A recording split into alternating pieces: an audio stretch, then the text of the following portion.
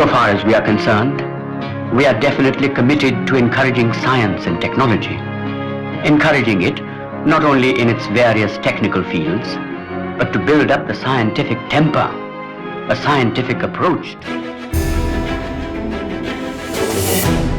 It was 70 years ago when India freed itself from the clutches of British Raj, and we finally got independence.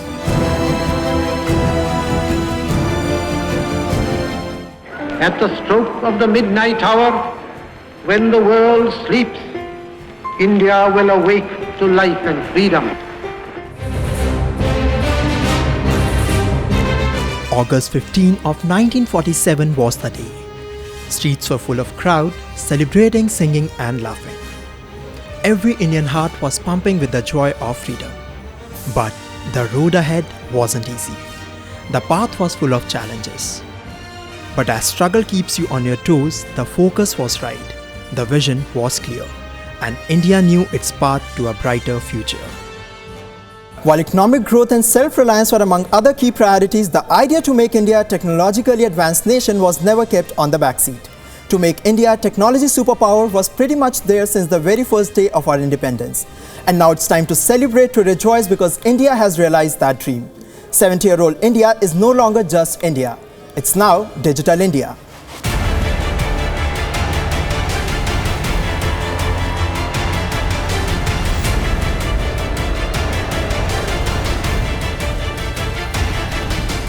Technology is something that we breathe today. Believe it or not, that is today's reality.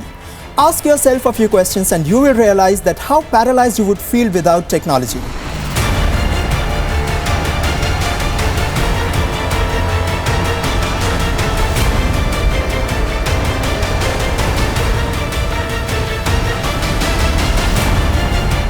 What if there were no mobile phones? What if there were no ATMs and rushing to banks for cash was the only option to buy and sell? Forget all that. What if there was no computer at all? All of it may sound bizarre, but this was once a reality of India. What we take for granted today was not even a choice back then. So how about we go back in time to relive those 15 breakthrough technology events that revolutionized India?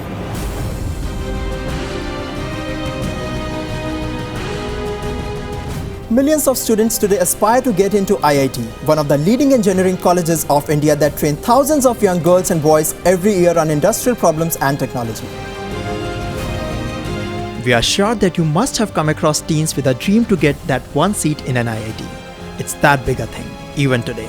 Now imagine how great a deal it would have been when the first ever IIT was established in 1951. During the time when it would have been unthinkable for many young men and women to go for higher studies in the field of science and technology. IIT Kharagpur is the oldest Indian institute of technology set up in 1951 at the historic Hilti detention camp. It covers an area of 2100 acres with 21 halls of residence, including 4 for girls. Facilities like 24/7 Wi-Fi connection throughout the campus makes the life of over 10,000 KGPians extremely convenient.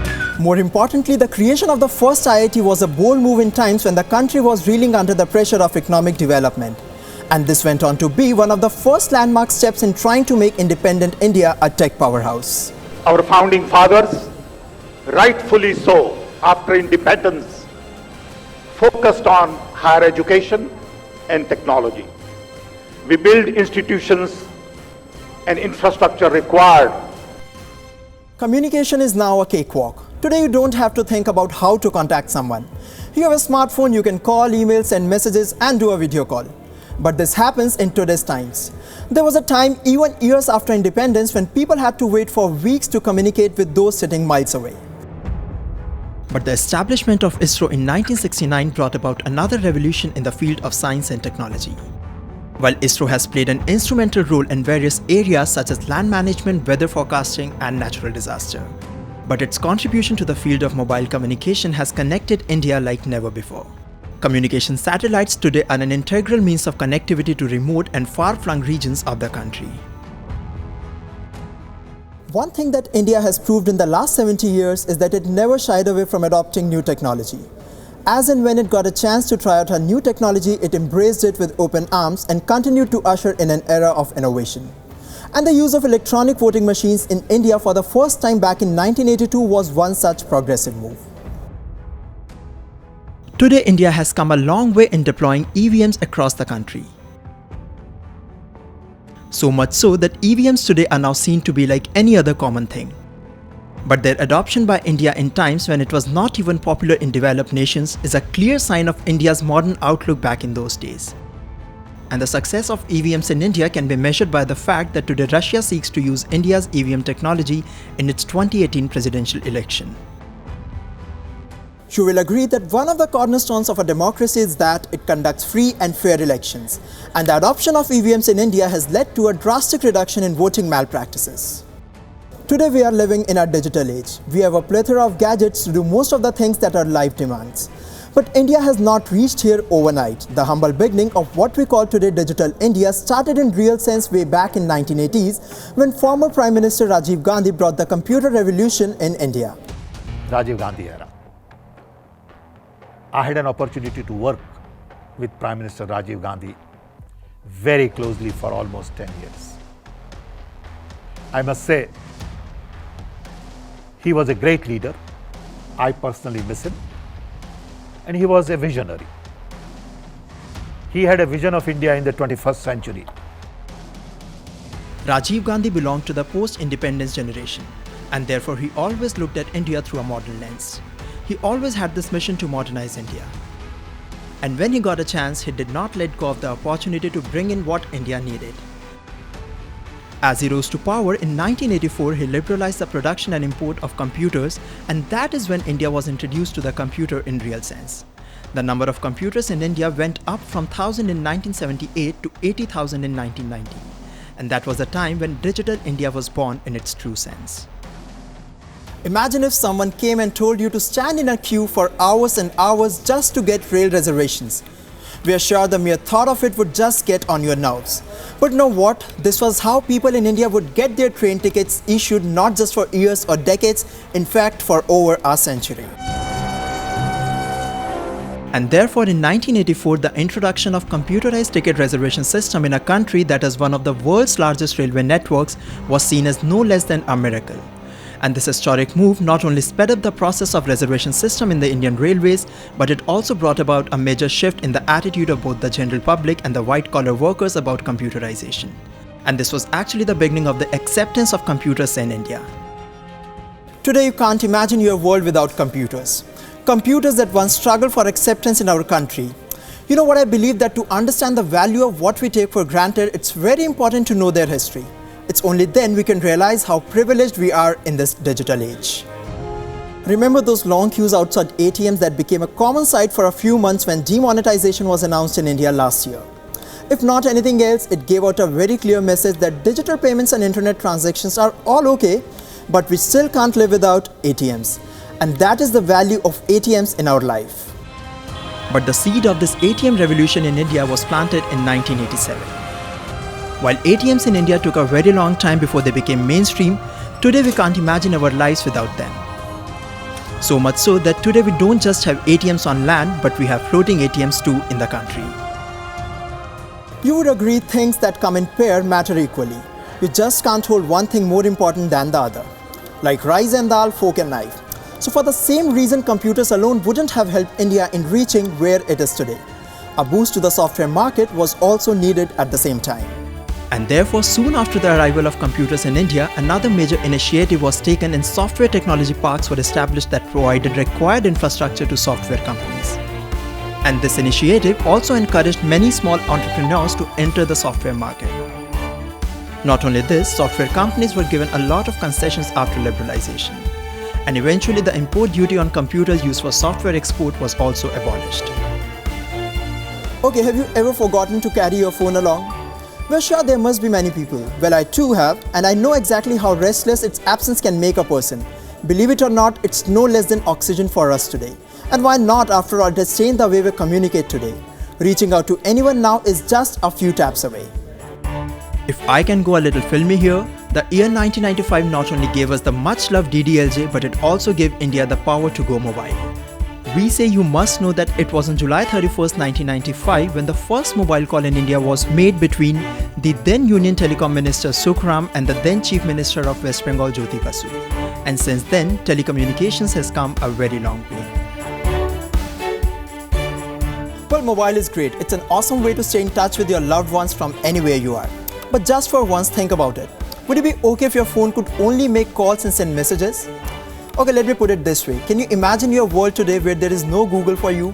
Where you can't shop online, where you can't make any online transactions, where there's no Facebook, Twitter or Netflix for you?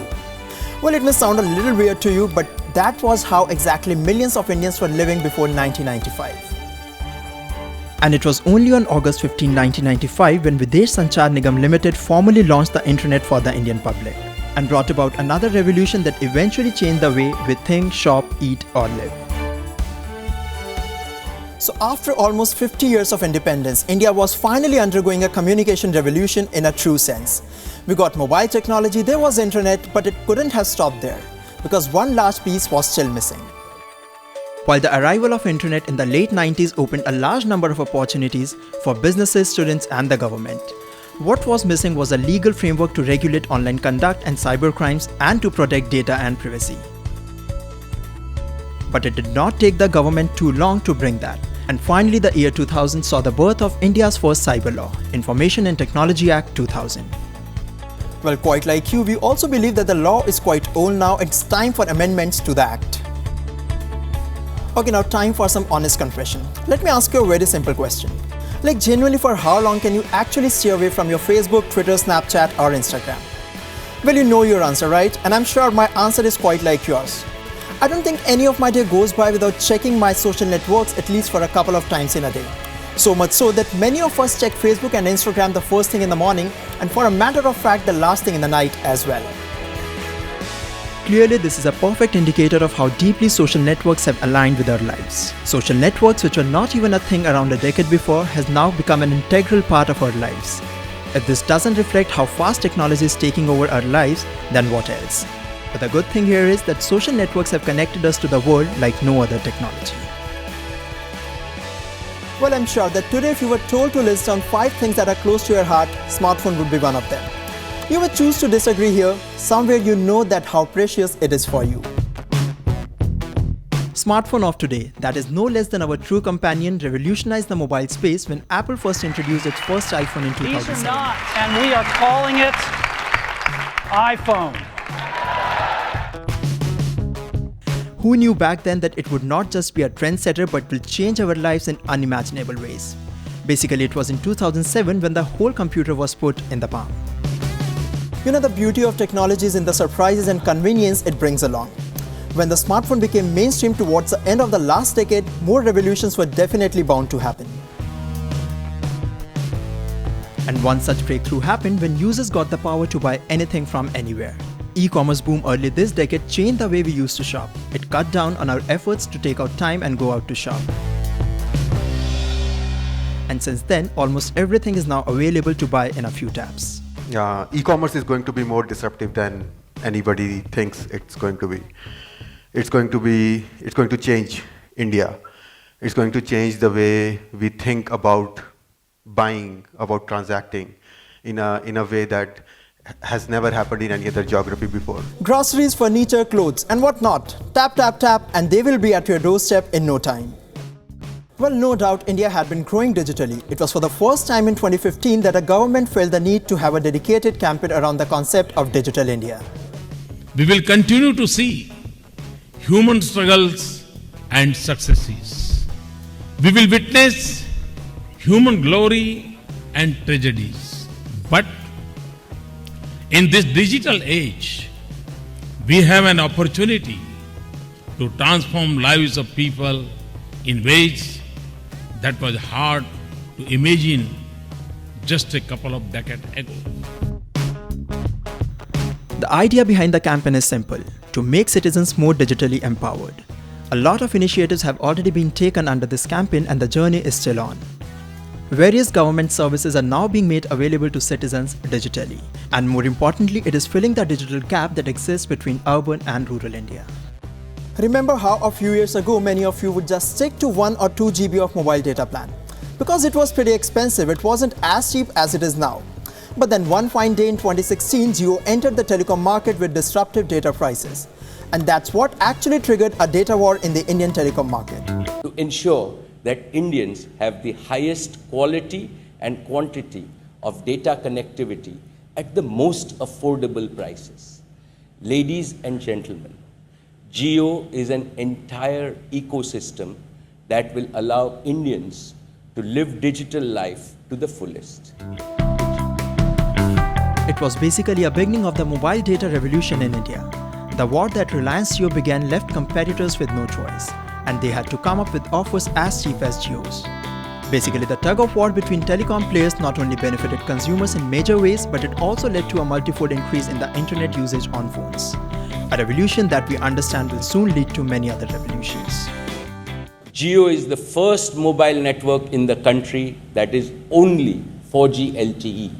This means that there is only 4G on Jio network and not mostly 2G, sometimes 3G, and once in a while 4G. Well, so that's all for our Time Machine edition of Independence Day, where we took you back in time and relived the tech events that made India. A digital India that is now more hopeful than ever before. A digital India that is connecting India in its true sense. A digital India that knows that the road ahead is bright and promising. I see technology as a means to empower and as a tool that bridges the distance between hope and opportunity. Social media is reducing social barriers. It connects people on the strength of human values, not identities. Today, technology is advancing citizen empowerment and democracy that once drew their strength from constitutions.